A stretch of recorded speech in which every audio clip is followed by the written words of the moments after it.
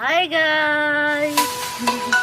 Magme-makeup kami, challenge kami ngayon.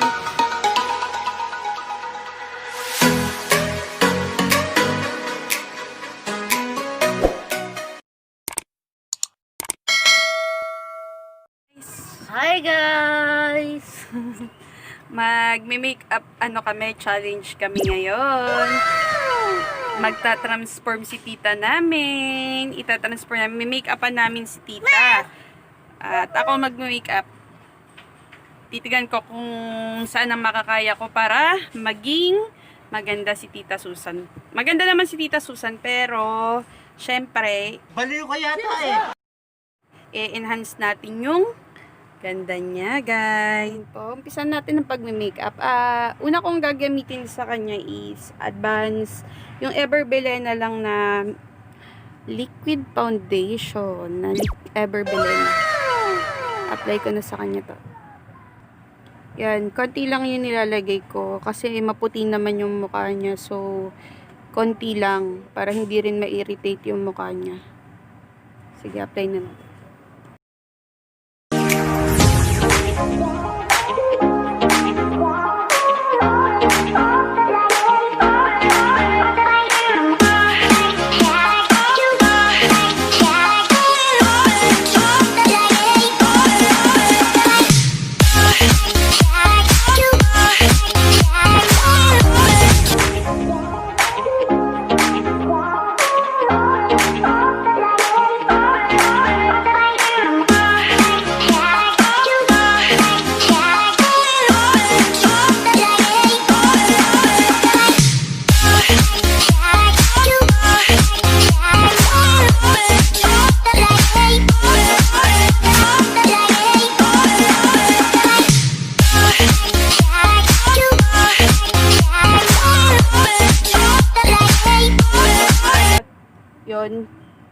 Yung muna, base muna, lagyan natin ng liquid foundation, tapos lalagyan din natin siya ng powder.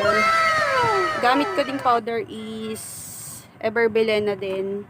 Refillable lang siya kasi mas mura to, at saka nga pala yung shade niya, guys. Para kasi yung oriental parang pwede siya sa morena, pwede rin siya sa maputi. Para lang sa akin Kaya ito talaga yung ginagamit ko. Tsaka hindi madaling ma-irritate yung mukha ko. Pasensya na kayo kasi may makulit din na bata dito ngayon. Na nangunguha din siya ng makeup. Gusto niya rin mag-makeup. Sige, apply na natin kay Tita Rosa.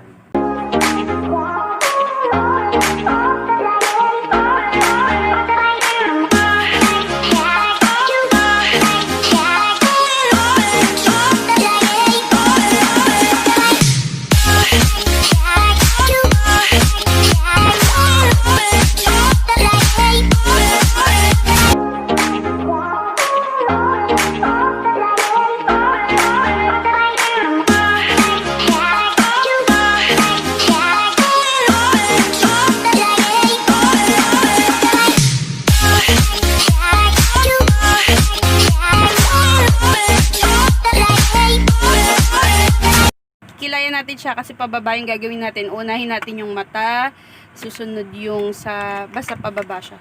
Sige. By the way guys, ang gagawin ko nga palang makeup kay Tita Susan, yung simple lang, yung pang-araw, everyday niya na pwede niyang gamitin pagpapasok siya sa work. Kasi nag-work nga pala si Tita Susan. Ang susunod kong ilalagay, kikilayan ko siya. Kanina, sa baba, inahitan ko na siya kasi medyo makapal na yung kilay niya. Pero tingnan nyo ngayon guys, ano na yung kilay niya, maayos na. Inayos ko na yan. So, medyo lalagyan na lang natin ng ito, brow eyeliner para medyo Everbelena nga rin pala yung gamit ko. Fan talaga ako ng Everbelena. Kasi mura na siya pero maganda pa siya. So, apply na natin.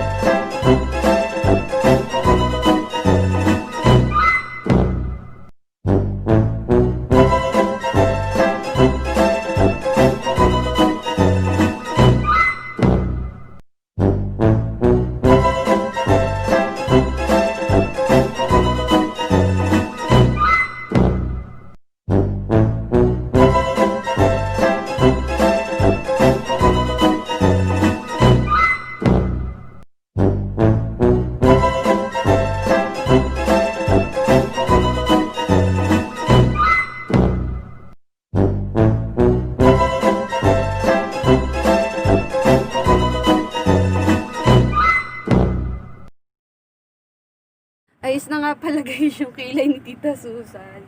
Inayos ko na, sorry, kasi yung anak ko kasing makulit. Ayan, di ba, taray.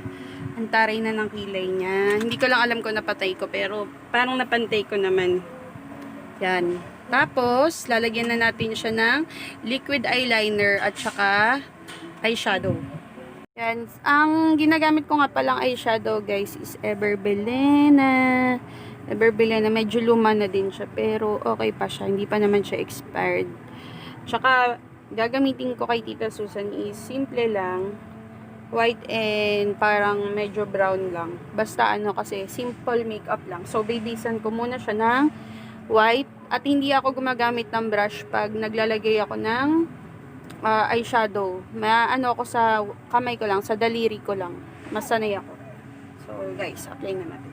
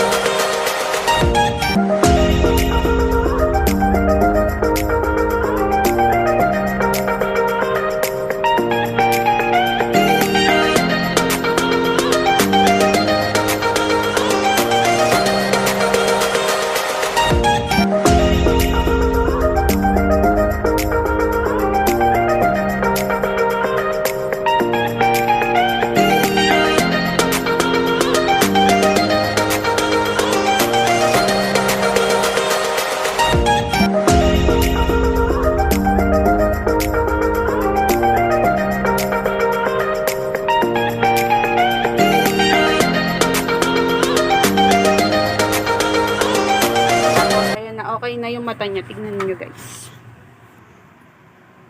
Tingin dito sa yan. Aayusin na lang natin.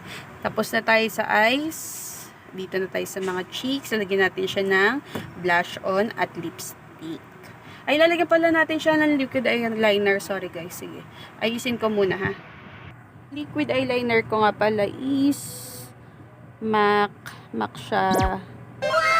Yan. Pen na siya. Maganda yung dulo niya. Yan. Yan. Maganda kasi siya. Mas madali siyang i-apply kaysa yung may mga brush na ano. So, ito yung i-apply natin dito.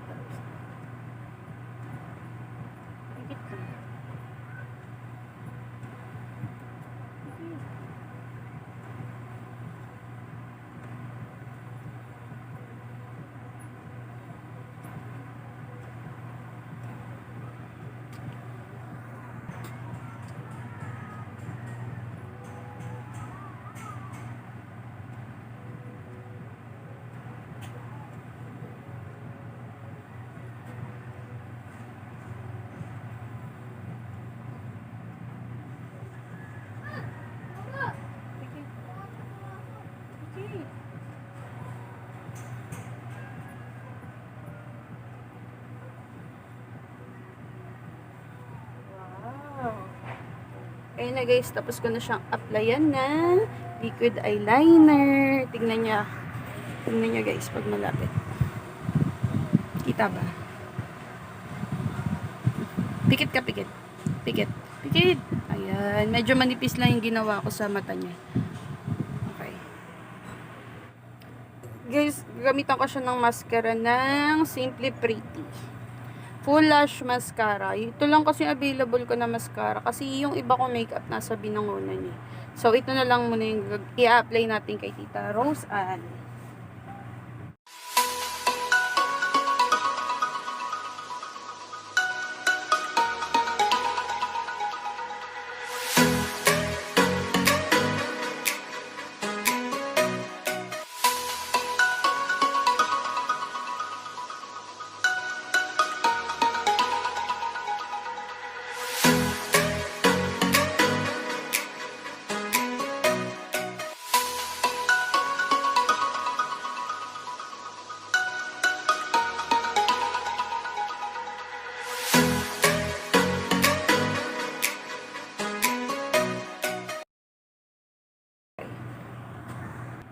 Gagamitan ko siya ng naked na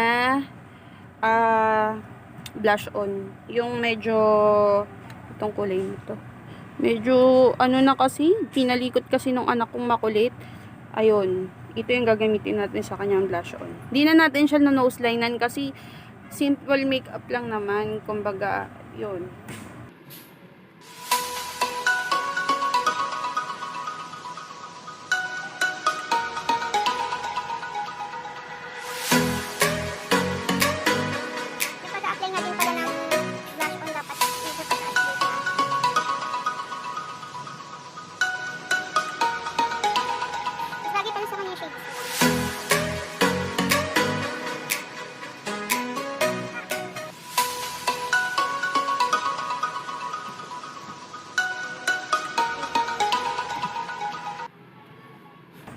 Tapos, sa huli, lipstickan na natin siya. Ang gamit ko kasing lipstick.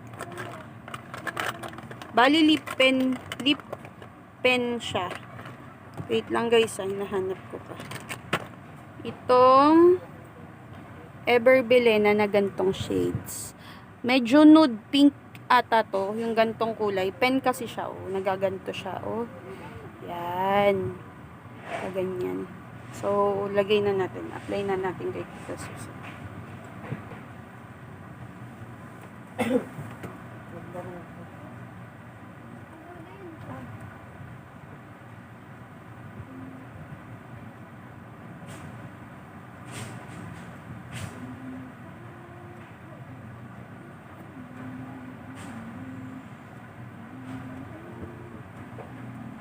Wow!